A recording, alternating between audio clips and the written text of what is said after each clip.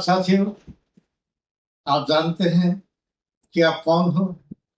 मैं बताता हूँ आप आर्य थे, आर्य ही बनना है और आर्य ही रहोगे। जब तक ये देश भारत था और भारत के रहने वाले आर्य थे, तब तक उन्होंने पूरे विश्व पर शासन किया, चाहे वो राजा राम के रूप में, चाहे वो महाभारत में युधिष्ठिर के रूप में, कृष्ण के रूप में।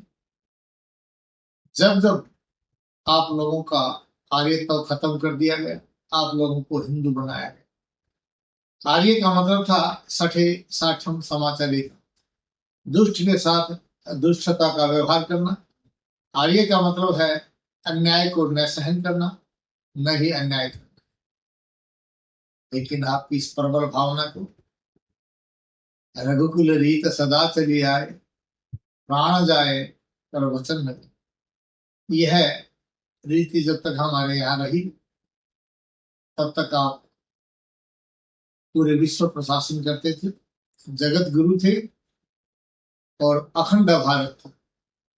लेकिन आपके इस अखंड भारत को तोड़ने के लिए आपको सबसे पहले भारत से हिंदुस्तान बनाया गया।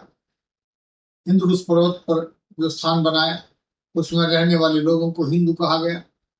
कहीं हिंदू की परिभाषा गुलामी के रूप में कही गई, कहीं आपकी संस्कृति को नष्ट करके आपको मूर्ति पूजक बना दिया गया।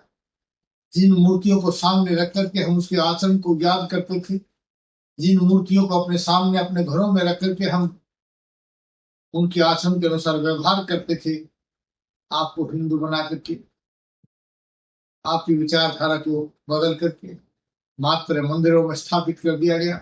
जहां भोग तो लगाते हैं लेकिन योग को नहीं जानते।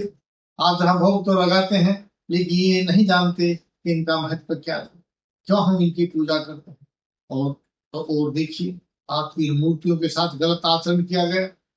यहाँ कहीं पूंछ लगा दी गई, तो कहीं नारी के स्वरूप को एक पुरुष के रूप में दिखा करके आपको भ्रमित किया गया, जिसका आधारहीन है। जिन मूर्तियों की वो मूर्तियां ही नहीं है, उनकी पूजा करा करके हमारे मन को इतना मलिन कर दिया गया, हमारे को जड़वत बना दिया गया।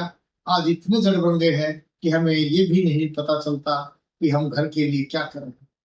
अपने आप की रक्षा करने के लिए, अपनी उन्नति के लिए हम अपने भाईचारे को खत्म कर रहे हैं, हम अपने समाज को नष्ट कर रहे हैं, हम अपने राष्ट्र को नष्ट कर रहे हैं। और यही कारण था कि पूर्व काल के अंदर जब हम ये समझते थे कि मेरे पास तो कोई ऐसी दुविधा नहीं है, संकट नहीं है, मैं क्यों काम करूं, हम गुलाम होते चले गए। शहीदों की शहादत के कारण, अनेकों क्रांतिकारियों के बलिदान के कारण आज हम जिंदा हैं और जिंदा आकाश में सांस ले रहे हैं।